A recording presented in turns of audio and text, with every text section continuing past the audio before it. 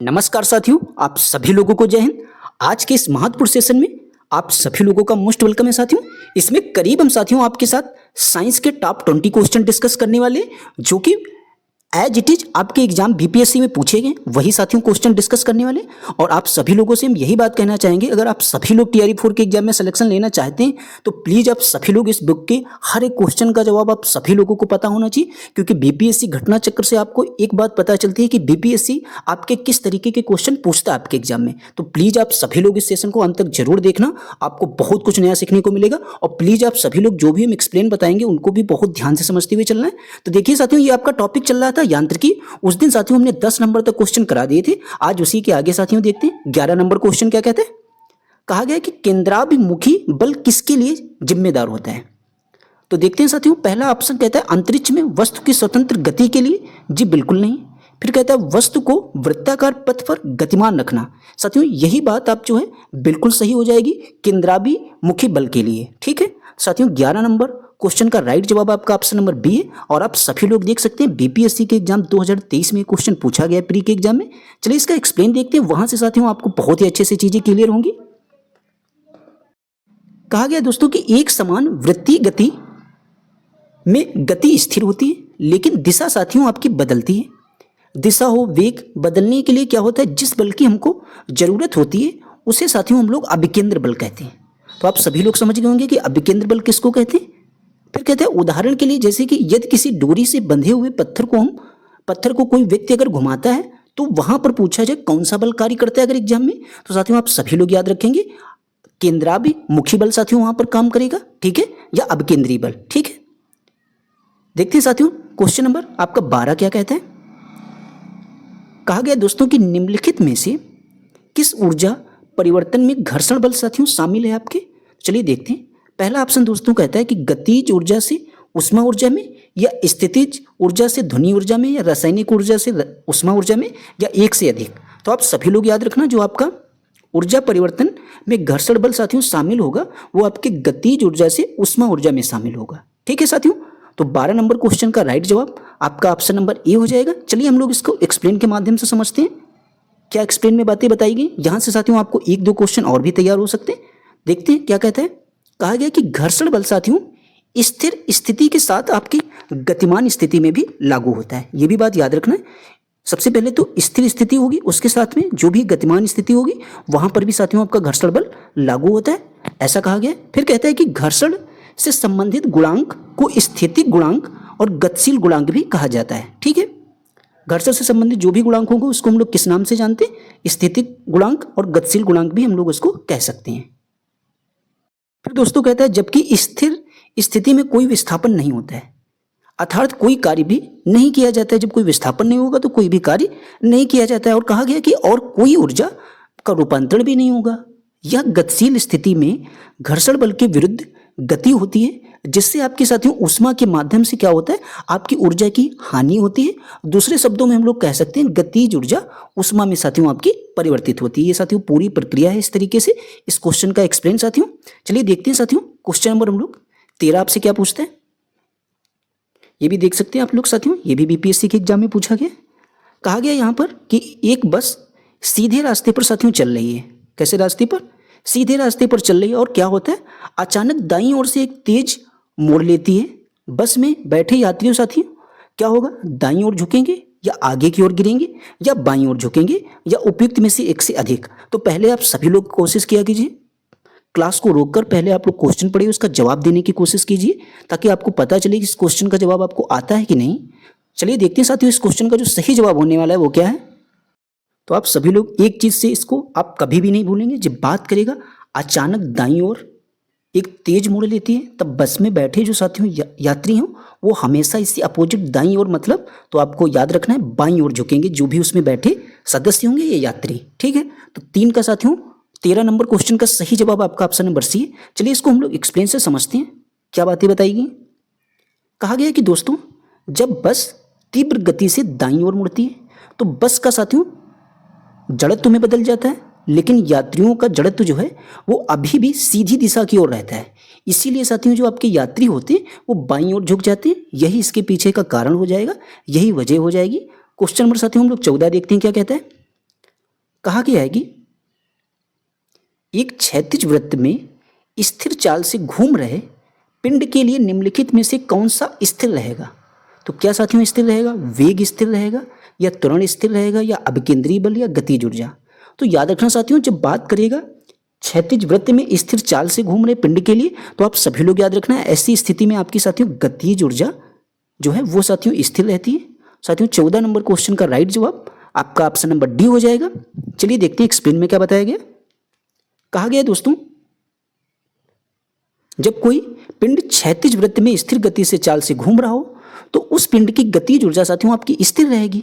जब पिंड एक क्षैतिज वृत्त में घूर्णन करता है साथियों, तो केवल उसका वेग हो गया, आपका त्वरण हो गया, और बल की दिशा जो साथियों होती है वो प्रत्येक समय लगातार क्या होती है, बदलती रहती है। लेकिन क्या होता है, उनके परिणाम के संदर्भ में परिवर्तन नहीं होता है। बदलती तो रहती है लेकिन उनके परिणाम के संदर्भ में कोई भी परिवर्तन नहीं होता है। फिर कहा गया किसी वस्तु में उसकी गति के कारण कार्य करने की जो भी क्षमता आ जाती है उसी वस्तु की हम लोग क्या कहते हैं, गतिज ऊर्जा कहते हैं। ठीक है, चलिए देखते हैं साथियों नेक्स्ट क्वेश्चन क्या कहता है। क्वेश्चन नंबर साथियों 15 कहता है आपेक्षिकता का सिद्धांत इनमें से किस वैज्ञानिक ने प्रस्तुत किया है। तो अल्बर्ट आइंस्टीन या आइजैक न्यूटन या स्टीफन हॉकिंग या मैरी क्यूरी। तो याद रखना साथियों, जो आपका आपेक्षिकता का सिद्धांत है इसको जो है किस वैज्ञानिक ने प्रस्तुत किया था। तो आप सभी लोग याद रखना, ये क्वेश्चन बहुत ही महत्वपूर्ण है। तो याद रखना साथियों, इसको आपके अल्बर्ट आइंस्टीन के द्वारा प्रस्तुत किया गया था। तो 15 नंबर क्वेश्चन का राइट जवाब आपका ऑप्शन नंबर ई हो जाएगा। ये भी साथियों आपके बीपीएससी 2022 के एग्जाम में पूछा गया है। एक्सप्लेन देखते हैं दोस्तों क्या कहते हैं। कहा गया कि आपेक्षिकता का सिद्धांत अल्बर्ट आइंस्टीन ने प्रस्तुत किया था।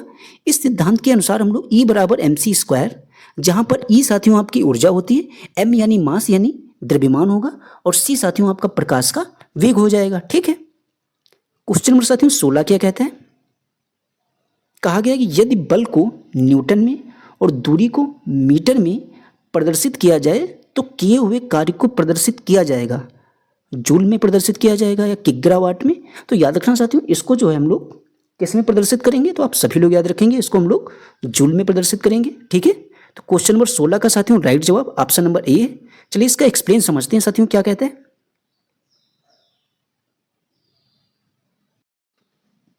कहता है दोस्तों, किसी वस्तु पर बल लगाकर उस वस्तु की बल की दिशा में विस्थापित करने की प्रक्रिया को कार्य कहते हैं। यह एक साथियों आपकी अदिश राशि है। ये भी पूछ सकता है कार्य कैसी राशि है, तो अदिश राशि है। और कार्य बराबर आप सभी लोग जानते होंगे बल गुणे बल की दिशा में हुआ विस्थापन या बल गुणे विस्थापन। यदि बल को न्यूटन में और साथियों कहा गया दूरी को मीटर में जब हम लोग प्रदर्शित करेंगे तो साथियों किए हुए जो भी कार्य होगा वो जूल में साथियों प्रदर्शित किया जाएगा। और कार्य का आप सभी लोग एसआई मात्रक भी आपका क्या होता है साथियों, ये जूल होता है। ठीक है, अब देखते हैं यहाँ पर फिर से देखिए क्वेश्चन पूछा गया कि कार्य का एसआई इकाई क्या है। तो अभी हमने आपके साथ डिस्कस किया कार्य की एसआई इकाई क्या हो जाएगी, वाट तो होगी नहीं, ना तो न्यूटन होगी, साथियों आपकी क्या हो जाएगी, जूल हो जाएगी ऐसी स्थिति में। तो साथियों याद रखना 17 नंबर क्वेश्चन का जो राइट जवाब है वो आपका ऑप्शन नंबर सी हो जाएगा। यहाँ पर एक्सप्लेन में भी साथियों वही बात बताई गई है।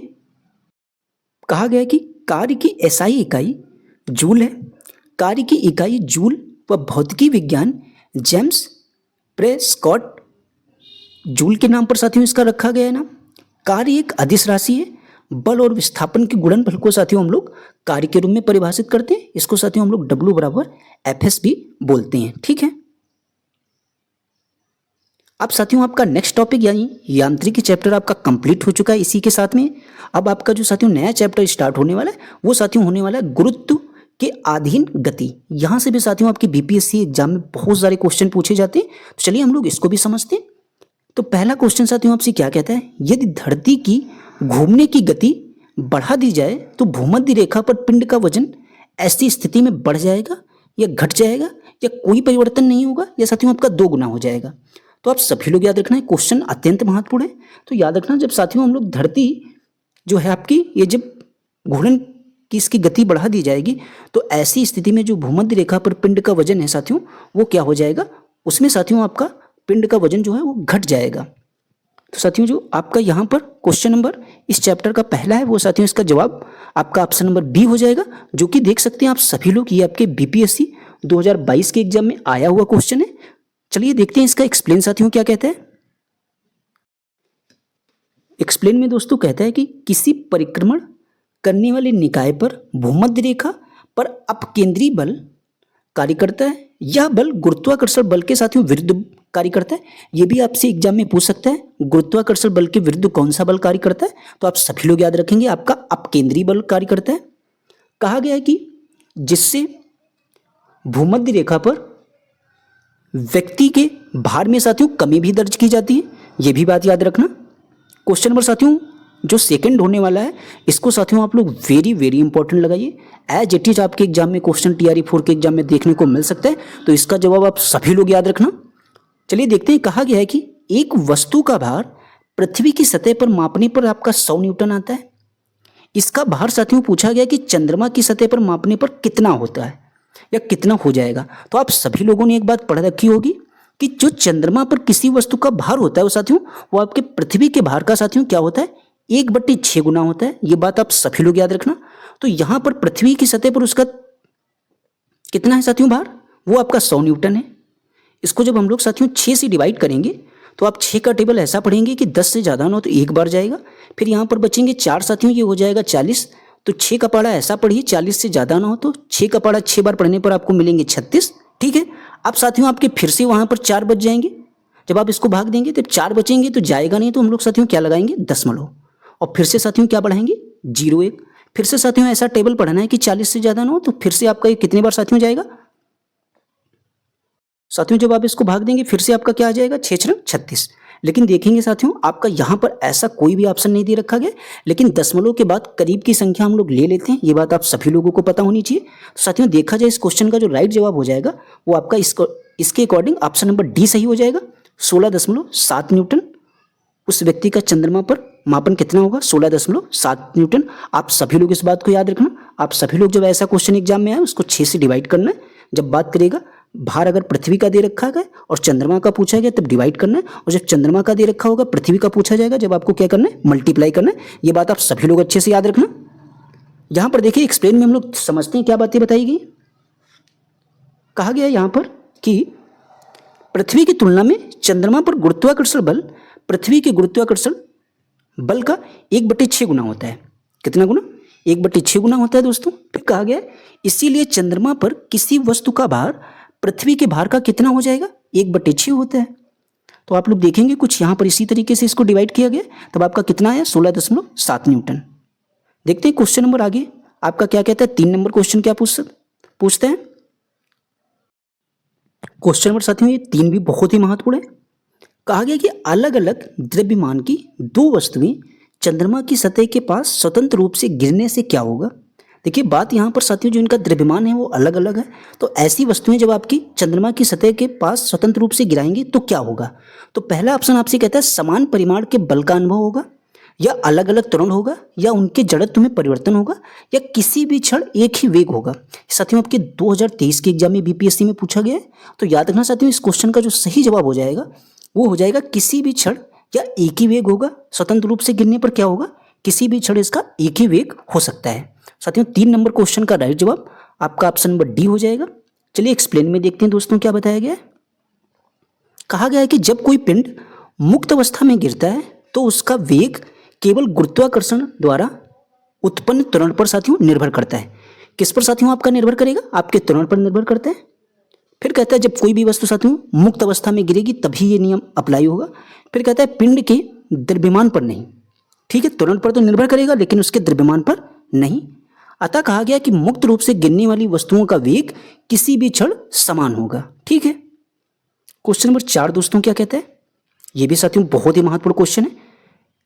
कहता है कि आप एक लिफ्ट में खड़े हैं और जब लिफ्ट के फर्श पर आपके भार द्वारा लगाया गया जो लग रहा बल है वो साथियों कितना होता है। तो याद रखना पहला ऑप्शन आपसे कहता है लिफ्ट 9.8 मीटर प्रति सेकंड स्क्वायर के त्वरण से जब ऊपर जाते समय 0 होगा, या त्वरण से नीचे आते समय आपका 0 होगा, या त्वरण से किसी भी दिशा में जाते समय 0 होगा। तो याद रखना साथियों इस क्वेश्चन का सही जवाब हो जाएगा जब आप लिफ्ट के फर्श पर आपके भार के द्वारा लगाया गया जो बल होगा वो आपका लिफ्ट के 9.8 मीटर प्रति सेकंड के स्क्वायर के त्वरण से नीचे आते समय इसका जो इसके द्वारा जो लग रहा बल है वो साथियों क्या होगा, ऐसी स्थिति में बिल्कुल 0 होगा या 0 होगा। ठीक है, साथियों 4 नंबर क्वेश्चन का राइट जवाब आपका ऑप्शन नंबर बी हो जाएगा। एक्सप्लेन देखते हैं दोस्तों क्या कहता है। कहा गया कि लिफ्ट के 9.8 मीटर प्रति सेकंड स्क्वायर के त्वरण से नीचे आते समय लिफ्ट के फर्श पर व्यक्ति का दबाव नहीं पड़ता है, क्योंकि पृथ्वी के गुरुत्वीय त्वरण का मान 9.8 मीटर प्रति सेकंड स्क्वायर होता है। अतः उस समय साथियों फर्श पर उसके द्वारा लग रहा जो बल होगा वो शून्य होगा।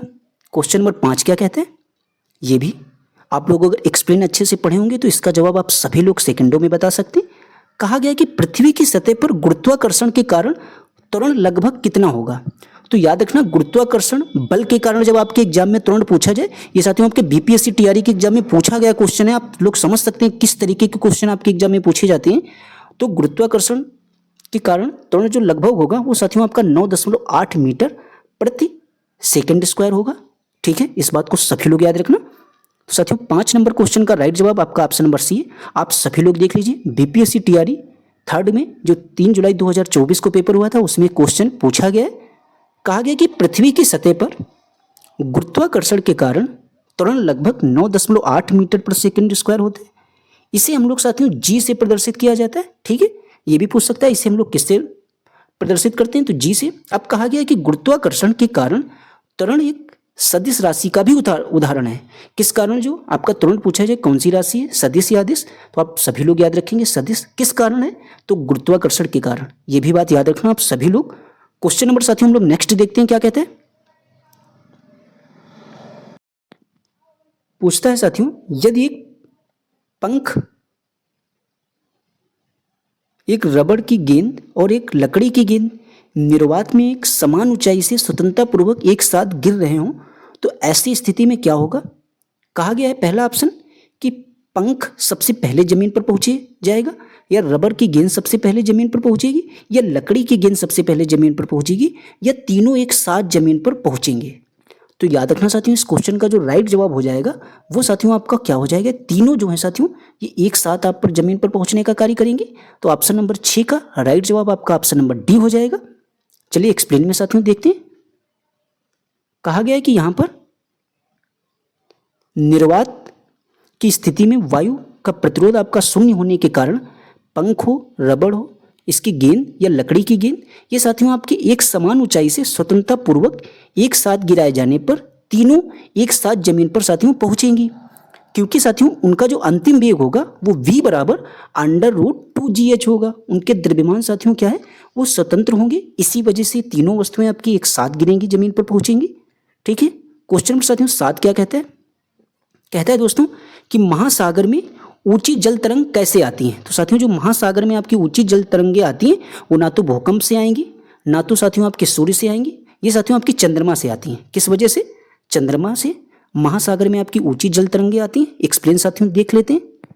कहा गया कि महासागर में ऊंची जल तरंगें चंद्रमा के गुरुत्वाकर्षण बल का परिणाम है। चंद्रमा पृथ्वी से सूर्य की तुलना में नजदीक है, उसके आकर्षण बल के कारण ही साथियों समुद्र की तरंगें साथियों क्या है आपकी ऊपर उठती हैं। सूर्य के द्वारा लगने वाला बल साथियों आकर्षण बल उतना प्रभावी नहीं होता है, अतः सूर्य द्वारा जल तरंगें चंद्रमा की तुलना में अधिक ऊपर नहीं उठ पाती हैं। तो आप सभी लोग याद रखना इस क्वेश्चन का जवाब। ठीक है, चलिए देखते हैं साथियों 8 नंबर क्वेश्चन आपसे क्या पूछते हैं। कहता है कि चंद्रमा की सतह पर कोई वातावरण नहीं है क्योंकि।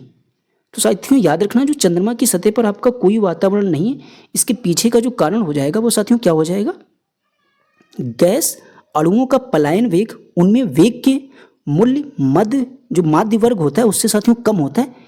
इसी वजह से आपके चंद्रमा की सतह पर कोई भी वातावरण नहीं है। तो 8 नंबर क्वेश्चन का साथियों सही जवाब आपका ऑप्शन नंबर बी हो जाएगा। ठीक है, एक्सप्लेन देखते हैं साथियों क्या कहता है। कहा गया कि चंद्रमा की सतह पर कोई वातावरण नहीं है क्योंकि गैस अणुओं का पलायन वेग, उनमें वेग के मूल्य माध्य वर्ग से बहुत कम है, इसीलिए गैस के अणु चंद्रमा की सतह पर रुक नहीं पाते हैं और वातावरण साथियों आपका अनुपस्थित है। साथियों इस टॉपिक का हमारा लास्ट क्वेश्चन है। साथियों लास्ट नहीं, इसके बाद एक और क्वेश्चन, इसको पहले हम लोग देखते हैं क्या कहते हैं कि जब एक पत्थर को चांद की सतह से पृथ्वी पर लाया जाता है तो क्या होगा। तो याद रखना साथियों, जब हम कोई भी जो पत्थर है वो चांद की सतह पर पृथ्वी पर लाएंगे तो ऐसी स्थिति में साथियों इसका भार साथियों बदल जाएगा परंतु द्रव्यमान नहीं बदलेगा। याद रखना साथियों, कोई से साथियों 9 नंबर क्वेश्चन का सही जवाब आपका ऑप्शन नंबर बी हो जाएगा। इसका एक्सप्लेन देखते हैं दोस्तों क्या कहता है। जब किसी पत्थर को चांद की सतह से पृथ्वी पर लाया जाता है तो इसका द्रव्यमान साथियों स्थिर रहता है, लेकिन भार साथियों क्या है, ये आपका अधिक हो जाएगा, क्योंकि पृथ्वी पर चंद्रमा की अपेक्षा गुरुत्वीय त्वरण साथियों आपका क्या होता है, अधिक होता है। ठीक है, आज की क्लास का साथियों जो लास्ट क्वेश्चन है इसका जवाब आप सभी लोग हमको कमेंट बॉक्स में देंगे। ये भी साथियों आपके बीपीएससी टीआरई के एग्जाम में पूछा गया है। ठीक है, कहा गया कि यदि दो वस्तुओं के बीच की दूरी दोगुनी कर दी जाए तो उनके बीच साथियों गुरुत्वाकर्षण बल क्या होगा, या आधा हो जाएगा, या 1/4 हो जाएगा, या चौगुना हो जाता है, या 1 से अधिक। साथियों आप सभी लोगों से हमारी यही रिक्वेस्ट है कि आज का सेशन साथियों आप लोगों को जिस तरीके का लगा हो प्लीज़ आप सभी लोग अपना कमेंट बॉक्स में रिस्पॉन्स देना। और आप सभी लोगों से हम यही बात कहना चाहेंगे कि इस घटना चक्र बुक का जो भी हम आपको सॉल्यूशन प्रोवाइड करा रहे हैं आप सभी लोग इसको देखिए। यहाँ से आपके एग्जाम में बहुत सारे क्वेश्चन देखने को मिलेंगे। तो प्लीज़ अगर आप लोगों को हमारा ये सेशन पसंद आया हो तो आप सभी लोग प्लीज़ अपने इस सेशन को बिना लाइक और बिना शेयर के बिल्कुल न जाना साथियों। अगर चैनल पर नए हो तो चैनल को सब्सक्राइब जरूर कर लेना। हमने आपके लिए बहुत ही बेहतरीन ढंग से एनसीईआरटी के नोट्स तैयार किए जिसकी क्लासेस साथियों आपको बहुत ही जल्द मिलने वाली हैं आपके अपने इस चैनल के माध्यम से। मिलते हैं साथियों किसी नेक्स्ट वीडियो में। जब तक के लिए आप सभी लोगों से राधे राधे, अच्छे से पढ़ते रहिए, मेहनत करते रहिए, सफलता जरूर मिलेगी दोस्तों।